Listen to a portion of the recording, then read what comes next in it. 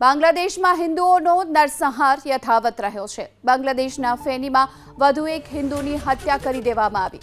છેલ્લા 25 દિવસની અંદર 8 હિન્દુની હત્યાની ઘટના બની ચૂકી છે।